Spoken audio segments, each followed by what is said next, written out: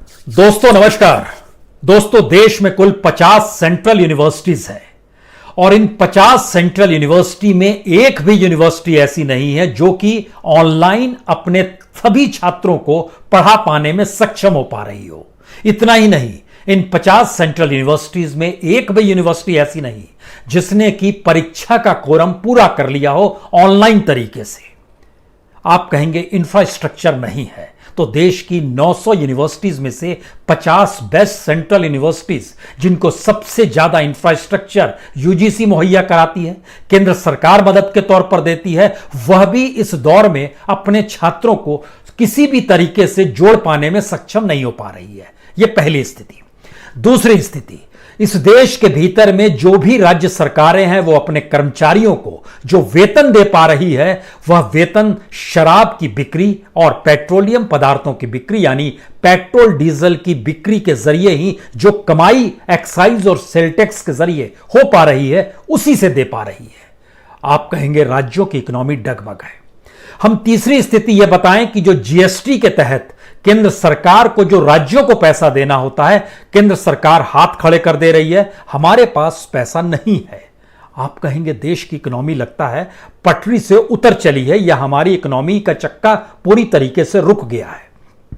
हम एक चौथी स्थिति बताएं कि इस देश में आरबीआई कह रही है कि इकोनॉमिक ठप है और उसको पटरी पर लाने के लिए बड़ी जद्दोजहद करनी पड़ेगी, लेकिन हमारे सारे औजार खत्म नहीं हुए हैं, हम उसे पटरी पर ले आएंगे, लेकिन स्थिति कैसे सुधरेगी हम नहीं जानते हैं। आप कहेंगे इसका मतलब है कि आरबीआई भी अब इस देश में परिस्थितियों को ठीक करने की स्थिति में नहीं आ पा रहा है। हम बताएंगे कि दरअसल एक सिस्टम इस देश के भीतर में ऐसा है जहां पे ऑर्गेनाइज्ड करप्शन का एक नायाब चेहरा बैंकिंग फ्रॉड्स के जरिए निकल कर आ रहा है, यानी फ्रॉड्स की तादाद इस दौर में भी बढ़ती चली जा रही है जिस दौर में इकोनॉमी काम नहीं कर रही है, देश की अर्थव्यवस्था डामाडोल है। तो आपका सवाल होगा क्या वाकई इस देश की ऐसी स्थिति आ गई है जहां पे पढ़े लिखे लोग भी अब बैंक फ्रॉड के जरिए पैसा कमा रहे हैं और उनकी तादाद बढ़ती चली जा रही है। इन चार परिस्थितियों को समझने के साथ एक बात और समझ लीजिए, इस देश के भीतर में सारी चीज कंसंट्रेट करने की कोशिश की गई, यानी केंद्र सरकार ने चाहा कि धीरे धीरे वह एक ऐसी परिस्थिति ले आए जिसमें पिरामिड बन जाए, यानी फेडरल स्ट्रक्चर की जरूरत नहीं है। केंद्र सरकार ही इस देश के हर इंस्टीट्यूशंस को कैसे चलाएगी और जो फेडरल स्ट्रक्चर के तहत जो राज्यों के पास अधिकार थे वह अधिकार भी बड़ी तादाद में केंद्र पर वो आश्रित हो जाए, एक ऐसी व्यवस्था बना दी जाए। और यह बनाया गया, और बनाने के बाद अब अगर केंद्र सरकार उस पूरे सिस्टम को ना चला पा रही हो तो सवाल है क्या इस देश की इकोनॉमी और इस देश का सिस्टम कोलैप्स तो नहीं कर रहा है। यकीन जानिए स्थिति कुछ उसी दिशा में धीरे धीरे सही लेकिन बढ़ चली है और कोई विजन सरकार के पास नहीं है कि इस देश को संभाले कैसे हर स्तर पे। हम इसको एक बेसिक लाइन जो हमने आपके सामने खींची, इसकी शुरुआत हमको लगता है कि यूनिवर्सिटी से ही कर देते हैं, क्योंकि भारत के भीतर में जो सेंट्रल यूनिवर्सिटी है उसमें इलाहाबाद यूनिवर्सिटी तो 1887 में बनी थी। उसके सामने ऐसा संकट नहीं आया था जो आज की तारीख में यूनिवर्सिटी में पढ़ने वाले छात्रों के सामने संकट आ गया है। ना पढ़ाई कर पा रहे हैं ना परीक्षा दे पा रहे हैं। सबसे पुरानी यूनिवर्सिटी सेंट्रल यूनिवर्सिटी के तौर पर इलाहाबाद यूनिवर्सिटी है। उसके बाद दूसरा नाम आपके जहन में आएगा तो यह एग्रीकल्चर यूनिवर्सिटी है। पूसा समस्तीपुर में राजेंद्र प्रसाद जी के नाम पर है। यह 1905 में यूनिवर्सिटी बनी थी। इसकी स्थिति भी अंदर से जर्जर हो चली है, कोई काम नहीं हो पा रहा है, छात्र वहां पर यूनिवर्सिटी के साथ इस दौर में जुड़ नहीं पा रहे हैं, इंफ्रास्ट्रक्चर नहीं है। तीसरी यूनिवर्सिटी हमें लगता है शांति निकेतन का जिक्र करना चाहिए, जिसमें विश्व भारती यूनिवर्सिटी 1921 में बनी थी। हालांकि 1920 में जामिया भी बनी थी। दिल्ली की जो जामिया यूनिवर्सिटी है यह भी सेंट्रल यूनिवर्सिटी की कैटेगरी में उसी वक्त की आती है। इतनी पुरानी यूनिवर्सिटीज को भी चला पाने की स्थिति में मौजूदा वक्त में सरकार के पास इंफ्रास्ट्रक्चर नहीं है।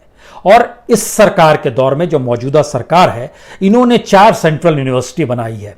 उसमें सबसे पहले तीन सेंट्रल यूनिवर्सिटी बनाई है। उसमें सबसे पहले थी महात्मा गांधी सेंट्रल यूनिवर्सिटी मोतिहारी 2016 में। उसके बाद 2018 बनाया गया था नेशनल स्पोर्ट्स यूनिवर्सिटी, ये मणिपुर इंफाल में बना था। और 2019 में बनाई गई है आंध्र प्रदेश में सेंट्रल यूनिवर्सिटी। यहां भी चीजें ठप पड़ी है। एक सिलसिला है इस देश में, पूरा एजुकेशन सिस्टम ठप पड़ा हुआ है, इंफ्रास्ट्रक्चर नहीं है। अब दूसरी स्थिति आती है कि अगर यह स्थिति आ गई तो फिर सरकारों के पास पैसा है कहां पर। आपको जानकर हैरत होगी कि जो जीएसटी बनाया गया, एक देश एक टैक्स के तहत, उसके मातहत जो प्रयास किए गए कि हम इस रूप में काम करेंगे, उसमें लगभग देश भर में 17 टैक्स इससे पहले लिए जाते थे, लगभग 26 सेस लिए जाते थे, सबको एक साथ मिला दिया गया और पैसा लेना शुरू किया गया और केंद्र सरकार ने पैसा देंगे। स्थिति इतनी नाजुक हो गई है कि इस फाइनेंशियल ईयर में केंद्र सरकार राज्यों को पैसा दे पाने की स्थिति में नहीं है।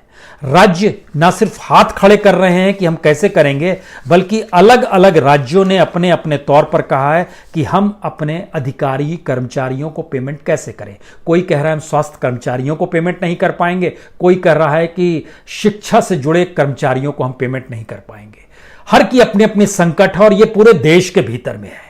अब सवाल है कि जो राज्य सरकारें हैं वो पैसा कहां से लेकर आएंगी। तो इसका भी आपको जानकर हैरत होगी कि जो शराब से कमाई है वह जीएसटी के बाद सबसे बड़ी कमाई है। इस देश के भीतर में पिछले फाइनेंशियल ईयर में तकरीबन 1,75,501 करोड़ रुपया जो था, यह पैसा मिला शराब बेचने से। इसी को अलग अलग राज्यों के हिस्सों में अगर बांटिएगा तो उत्तर प्रदेश ने लगभग 31,31,5 हजार करोड़ रुपए शराब बेचकर कमाए तो पैसा आ गया। कर्नाटक ने लगभग 20,000 करोड़ रुपए शराब बेचकर कमाए तो कुछ पैसा आ गया। महाराष्ट्र ने लगभग 17,500 करोड़ रुपए कमाए तो पैसा आ गया।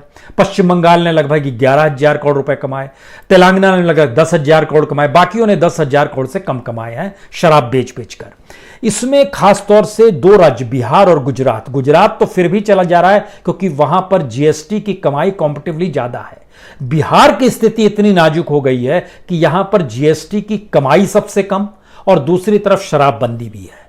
अब ये पैसे जो इसके पास आ रहे हैं वो आ रहे हैं सिर्फ पेट्रोल और डीजल की कमाई से। इसके जरिए जो पैसा आता है, आप ये समझने की कोशिश कीजिए कि लगभग सेल टैक्स के जरिए 27.5% ओवरऑल एवरेज देश में आता है। उसमें मैक्सिमम पेट्रोलियम पदार्थ रहते हैं और जो स्टेट एक्साइज लेते हैं, जो कि शराब उराब से लिया जाता है, वो अलग कमाई है। इसके अलावा जो प्रॉपर्टी और कैपिटल ट्रांजैक्शन होता था वह भी इस दौर में 11% जो औसत कमाई थी वह घटकर 3% पे आ गई है, 3%। राज्यों के पास पैसा नहीं है, केंद्र पैसा देने की स्थिति में नहीं है। और जो एनालिसिस किया गया था जब जीएसटी को लाया गया था और जो एनालिसिस किया गया था, उस एनालिसिस में इस बात को कभी सोचा ही नहीं गया कि इस देश की इकोनॉमी अगर ठप पड़ जाएगी, वो अगर सिकुड़ जाएगी, आरबीआई अगर हाथ खड़े कर देगा, आरबीआई से जितना पैसा केंद्र सरकार को लेना है वह लेते चली गई, लेते लेते उसके भी हाथ जब पांव फूलने लगेंगे, तब इस देश का क्या होगा। ये किसी ने कल्पना नहीं की थी। और किसी भी शासन, आजादी के बाद से नेहरू से लेकर देवगौड़ा काल भी जोड़ लीजिए, उसमें गुजराल काल भी जोड़ लीजिए, वीपी सिंह का भी जोड़ लीजिए, चंद्रशेखर का भी जोड़ लीजिए, जिन्होंने सोना गिरवी रखा था, उन सारे दौर में ऐसी स्थिति नहीं थी जो मौजूदा वक्त में स्थिति है। इसका पहला मतलब आजादी के बाद यह पहली स्थिति बनी है। और इसकी वजह सिर्फ महामारी नहीं है, इसकी वजह इकोनॉमी के साथ एक ऐसा खिलवाड़ है जिसमें जो भी पैसा टैक्स पेयर का आता था उसमें सेंट्रल गवर्नमेंट अपने पास रखकर उसको अपने सरकार को बनाए रखने के लिए चुनाव में खर्च करती थी, प्रचार में खर्च करती थी, एजेंसीज पर खर्च करती थी, विधायकों की खरीद फरोख्त होती थी, उसके अलग अलग माध्यमों से जो भी होता था, लेकिन वो प्रोडक्टिव नहीं हो पा रही थी, यानी उसका कोई आउटपुट नहीं था, उससे कुछ चीजें निकल नहीं आ रही थी। और इस प्रक्रिया के भीतर में जब टैक्स घटाया गया कॉर्पोरेट